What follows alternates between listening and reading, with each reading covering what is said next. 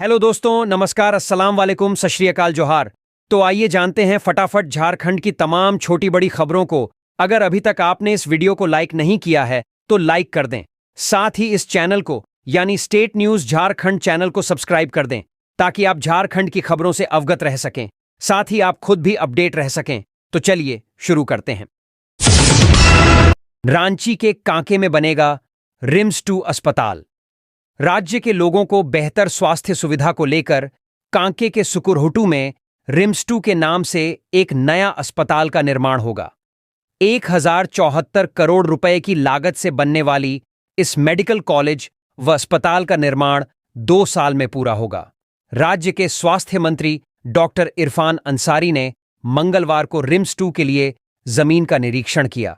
इस अवसर पर झारखंड के स्वास्थ्य मंत्री डॉक्टर इरफान अंसारी ने कहा कि झारखंड वासियों को आजादी के बाद पहली बार रिम्स 2 की सौगात हेमंत सोरेन की सरकार देने जा रही है। रिम्स 2 में मरीजों का भार बढ़ा हुआ है, कई तरह की समस्याएं आ रही हैं। नए रूप से रिम्स 2 बनाया जाएगा। जमीन का सर्वे किया गया है। राज्य में एक डॉक्टर मिनिस्टर बने हैं तो लोगों को बेहतर स्वास्थ्य सुविधा मिलेगी। हमारी सरकार जनता को बेहतर स्वास्थ्य की गारंटी देती है। वहीं अपर मुख्य सचिव अजय कुमार सिंह ने कहा कि मेडिकल कॉलेज के लिए जमीन का निरीक्षण करने आया था। 10 एकड़ की जमीन में यह नया मेडिकल कॉलेज एंड हॉस्पिटल बनेगा। सामने का 400 फीट खाली रखा जाएगा। रिम्स 2 में यूजी की 100 सीट और पीजी की 50 सीट होगी। नए रिम्स में स्पेशलिटी और सुपर स्पेशलिटी इलाज मरीजों को मिलेगा। इसमें कार्डियक, न्यूरो, नियोनाटोलॉजी और नेफ्रोलॉजी की सुपर स्पेशलिटी सेवाएं मरीजों को मिलेगी। 250 से सुपर स्पेशलिटी बेड होंगे। 700 बेड के नए अस्पताल बन जाने से रिम्स का भार कम होगा। 1074 करोड़ रुपए इस नए अस्पताल के निर्माण के लिए स्वीकृत हुई है। रिम्स 2 के नाम से अस्पताल के बन जाने से मरीजों को बेहतर स्वास्थ्य सुविधा मिलेगी। रिम्स का भार कम होगा और न सिर्फ झारखंड बल्कि पड़ोसी राज्यों के मरीज भी यहां इलाज के लिए आ सकेंगे। सीएम स्कूल ऑफ एक्सीलेंस में नामांकन की प्रक्रिया शुरू। 10 फरवरी तक जमा कर सकेंगे आवेदन। झारखंड में आदर्श विद्यालय योजना के तहत संचालित जिला स्तरीय 80 सीएम स्कूल ऑफ एक्सीलेंस में शैक्षणिक सत्र 2025-26 के लिए नामांकन की प्रक्रिया शुरू हो गई है। आवेदन जमा करने की अंतिम तारीख 10 फरवरी निर्धारित की गई है। सभी जिलों के उत्कृष्ट विद्यालयों के वेबसाइट पर नामांकन के लिए प्रपत्र और दिशा निर्देश उपलब्ध करा दिया गया है, जहां से अभिभावक आवेदन कर पाएंगे। आवेदन प्रपत्र के लिए किसी तरह का शुल्क नहीं देना है। अभिभावकों को किसी तरह का डाउट हो तो जिला शिक्षा पदाधिकारी के कार्यालय में संपर्क कर सकते हैं। वहां एक हेल्प डेस्क बनाया गया है। स्कूलों के वेबसाइट पर ऑनलाइन आवेदन जमा करने की सुविधा होगी। अगर कोई ऑनलाइन आवेदन नहीं कर पा रहा है तो जिला शिक्षा पदाधिकारी के कार्यालय से प्रपत्र लेकर ऑफलाइन आवेदन भी कर सकता है। इस बाबत जिला शिक्षा परियोजना के निदेशक शशि रंजन ने 8 जनवरी को ही सभी जिला शिक्षा पदाधिकारी को दिशा निर्देश जारी कर दिया था। आपको बता दें कि 80 सीएम स्कूल ऑफ एक्सीलेंस में से 4 स्कूलों में कक्षा 1 से 12 तक की पढ़ाई होती है।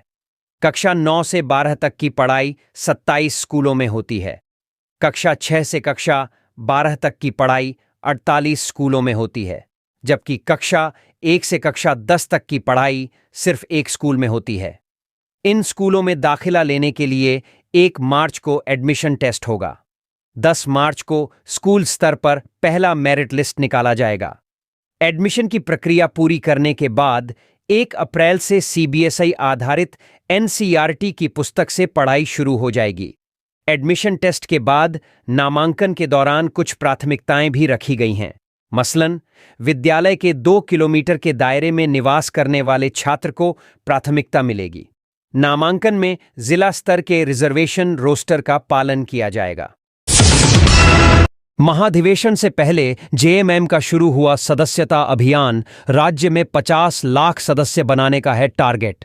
झारखंड में 50 लाख सदस्य बनाने का लक्ष्य निर्धारित कर सत्तारूढ़ पार्टी झारखंड मुक्ति मोर्चा का राज्यव्यापी सदस्यता अभियान रांची में सोमवार से शुरू हो गया। रांची के अल्बर्ट एक्का चौक पर झारखंड मुक्ति मोर्चा की ओर से स्टॉल लगाकर इच्छुक लोगों को झामुमो की सदस्यता दिलाई गई। सोमवार से शुरू हुए झारखंड मुक्ति मोर्चा के सदस्यता अभियान को लेकर युवाओं और महिलाओं में भी उत्साह देखा गया।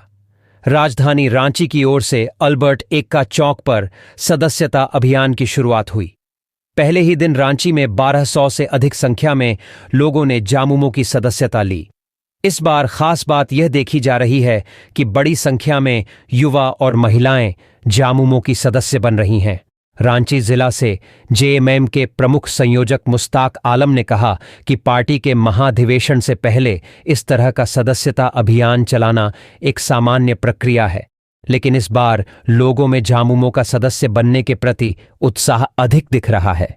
जेएमएम नेता ने कहा कि राज्य के मुख्यमंत्री व झारखंड मुक्ति मोर्चा के केंद्रीय कार्यकारी अध्यक्ष हेमंत सोरेन की कार्यशैली से प्रभावित होकर लोग बड़ी संख्या में झारखंड मुक्ति मोर्चा की सदस्यता ले रहे हैं।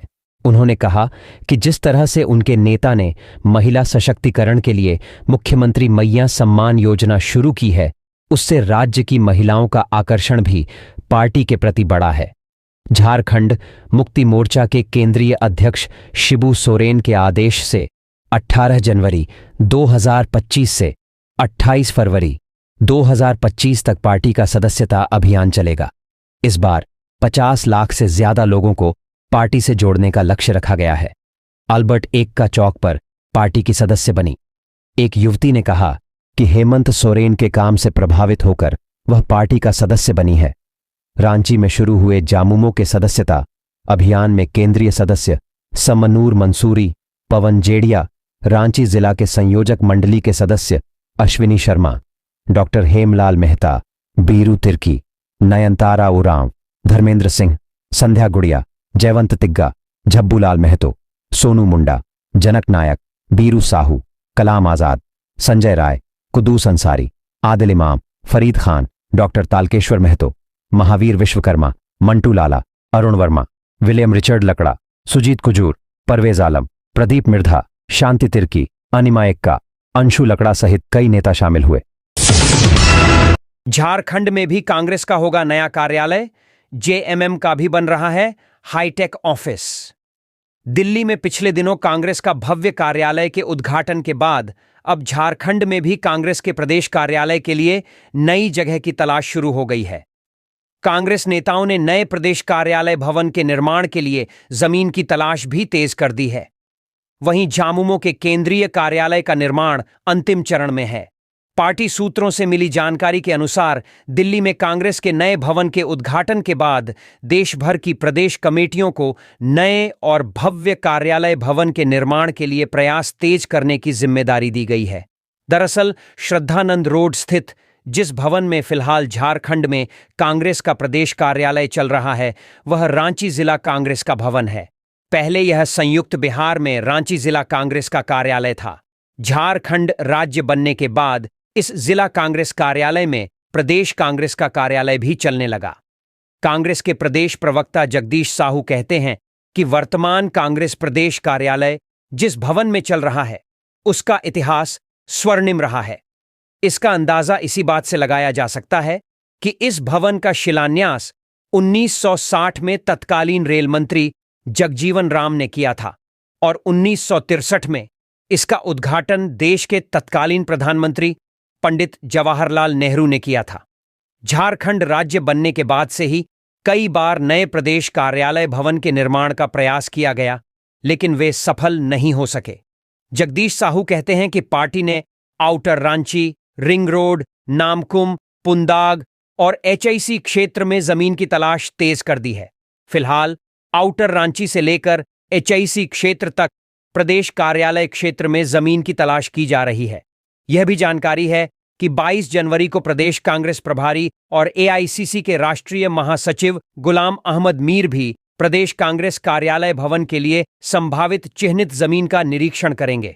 एक ओर जहां कांग्रेस ने अपने नए प्रदेश कार्यालय के लिए जमीन की तलाश तेज कर दी है, वहीं दूसरी ओर उसके सहयोगी दल झारखंड मुक्ति मोर्चा के बरियातू मेडिकल चौक के पास सभी आधुनिक सुविधाओं से लैस बहुमंजिला केंद्रीय कार्यालय का निर्माण अंतिम चरण में है। G+4 वाले जामुमो के केंद्रीय कार्यालय भवन में बेसमेंट के साथ सभी आधुनिक सुविधाएं उपलब्ध होंगी। जामुमो नेता डॉक्टर हेमलाल मेहता ने बताया कि उनका केंद्रीय कार्यालय फिलहाल हरमू में अस्थायी रूप से चल रहा है, क्योंकि उनके पुराने केंद्रीय कार्यालय की जगह आधुनिक सुविधाओं से लैस नया कार्यालय बनाया जा रहा है। उनका कहना है कि 3 से 4 महीने में निर्माण कार्य पूरा होते ही कार्यालय को नए भवन में शिफ्ट कर दिया जाएगा। उन्होंने बताया कि वाईफाई से लैस नए भवन में दूसरे जिलों से आने वाले पार्टी पदाधिकारियों के लिए आवास की व्यवस्था होगी, जबकि केंद्रीय अध्यक्ष, कार्यकारी अध्यक्ष, केंद्रीय महासचिव, कार्यालय सचिव के लिए अलग अलग कक्ष के साथ साथ एक बड़ा कॉन्फ्रेंस हॉल भी होगा।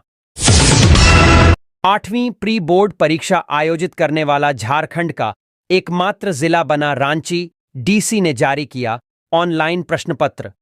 रांची जिले के सभी सरकारी और सहायता प्राप्त अल्पसंख्यक विद्यालयों में 8वीं कक्षा की प्री बोर्ड परीक्षा शुरू हो गई है। रांची के डीसी मंजूनाथ भजंत्री ने प्री बोर्ड परीक्षा के प्रश्न पत्र को ऑनलाइन जारी कर परीक्षा की औपचारिक शुरुआत कर दी है। खास बात है कि पूरे राज्य में रांची पहला जिला बना है जहां प्री बोर्ड की परीक्षा शुरू हुई है। डीसी ने छात्र छात्राओं को शुभकामनाएं दी हैं। 8वीं प्री बोर्ड की परीक्षा 20, 21 और 22 जनवरी को 3 दिनों तक आयोजित की जा रही है। इसमें रांची जिला से कुल 22,000 छात्र भाग ले रहे हैं।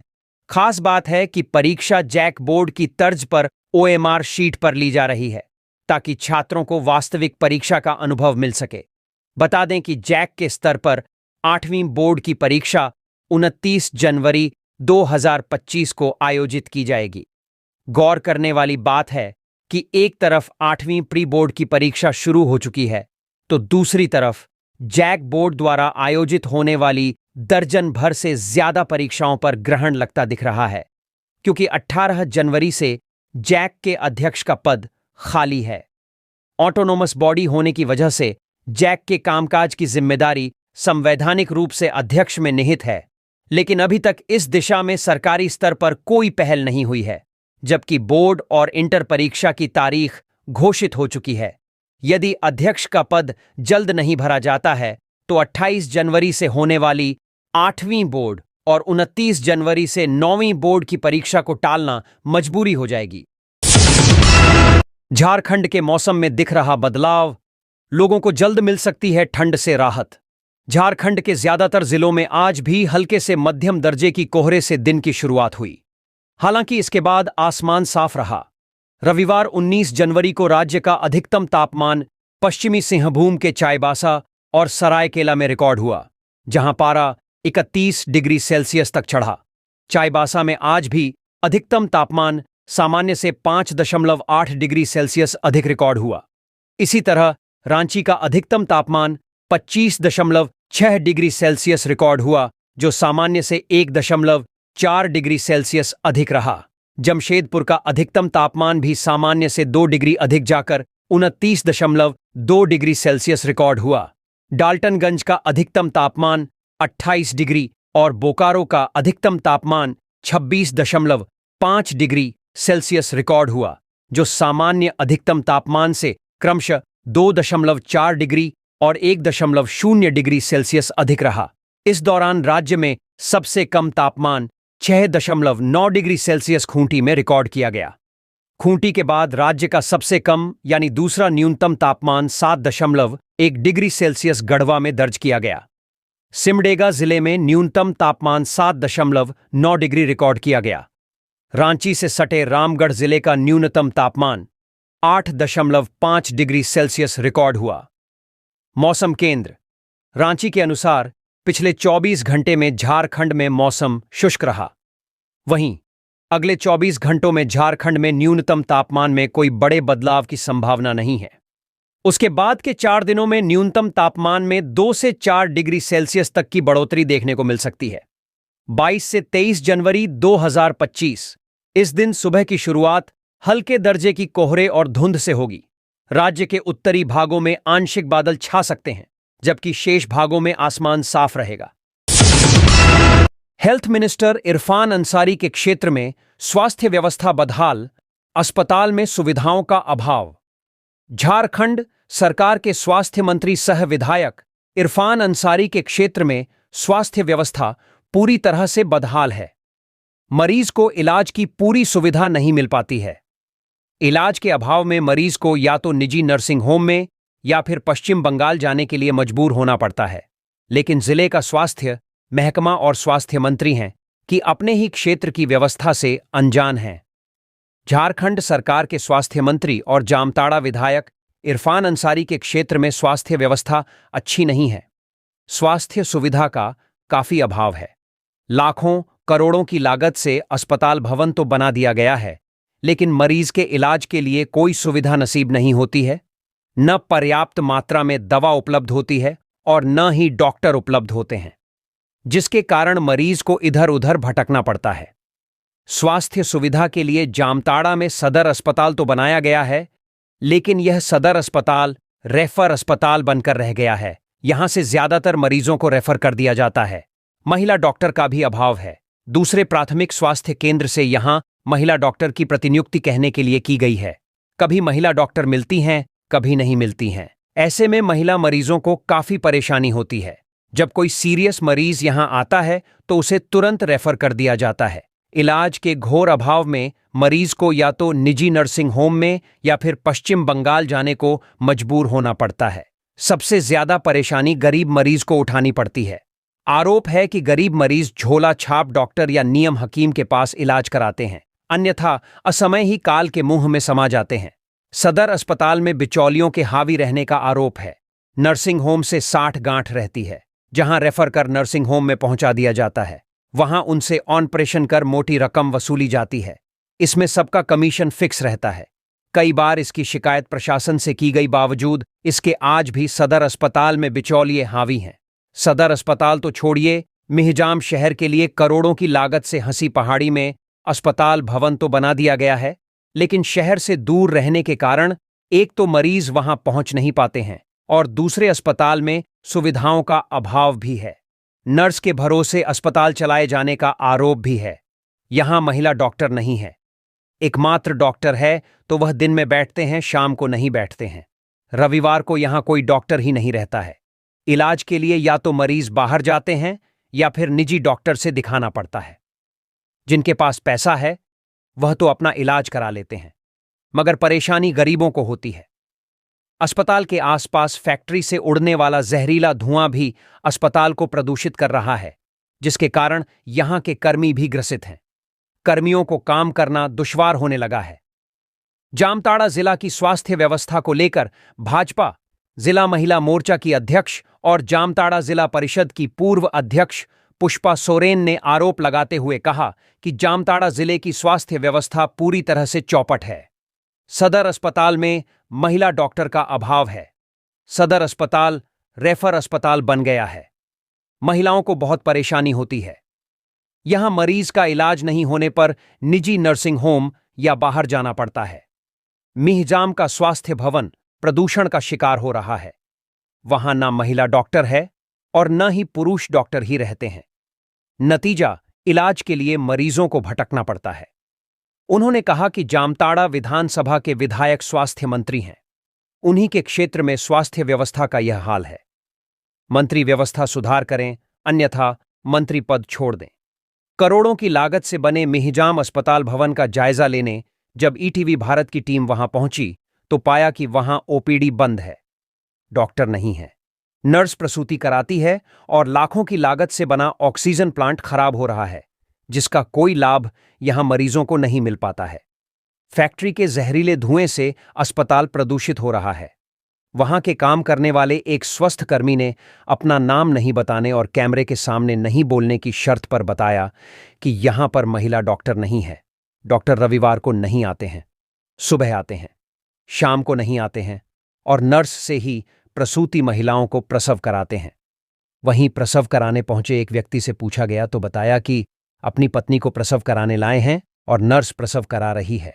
यहां पर महिला डॉक्टर नहीं है और न ही पुरुष डॉक्टर हैं। सबसे दिलचस्प बात यह है कि खुद बीमार पड़े इस अस्पताल भवन व्यवस्था को लेकर जिले का स्वास्थ्य मंत्रालय और स्वास्थ्य मंत्री बिल्कुल अनजान हैं।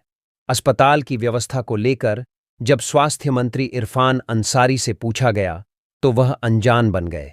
बाद में कहा कि सारी व्यवस्था को ठीक करेंगे। ग्रामीण क्षेत्रों में स्वास्थ्य व्यवस्था तो और भी चौपट है। नियम हकीम या झोला छाप डॉक्टरों से मरीज इलाज कराने को मजबूर होते हैं या असमय ही काल में समा जाते हैं। सवाल उठता है कि जब स्वास्थ्य मंत्री के क्षेत्र में ही स्वास्थ्य व्यवस्था का यह हाल है तो पूरे झारखंड का क्या होगा।